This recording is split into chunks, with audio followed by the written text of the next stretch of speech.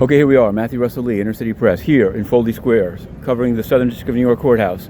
Yesterday, we covered the arraignment of Samuel Bankman-Fried of FTX.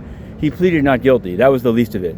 And a new condition was imposed to not transfer out FTX or Alameda funds. But a request that was made only yesterday morning by Bankman-Fried's lawyers to keep the co-signers or sureties' names, information, confidential, sealed, was granted provisionally by Judge Kaplan. He said, anticipating media objections, which we filed by letter during the proceeding and now in ECF, basically saying defendants elsewhere in SDNY routinely have the names of their co-signers made public. In fact, on the record, judges in the magistrate court will ask, what's their income, how does it stand?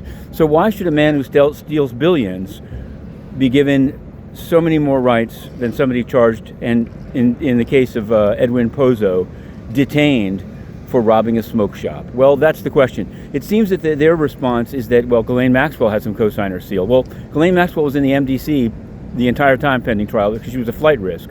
And Sam Bankman-Fried isn't? In any event, we're also covering the Robert Hadden trial. In that one, he's a Columbia University doctor, much alleged sexual abuse. Jury selection begins today. Judge Richard Berman will be presiding, and we're covering that case. There's a repeat player, Dr. Raccio, the government wants in. She's testified in Ghislaine Maxwell as well as in the Kevin Spacey trial. So there's a lot more. There's Saipov death penalty case coming down the trial. It's the courthouse is coming alive.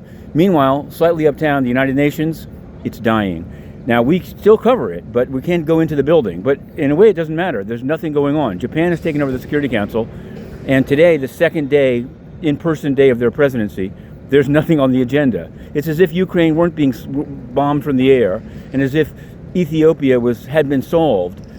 The UN is dying, but we still demand access to, when we choose, take the train from here to Foley Square up there. See ya. To be continued.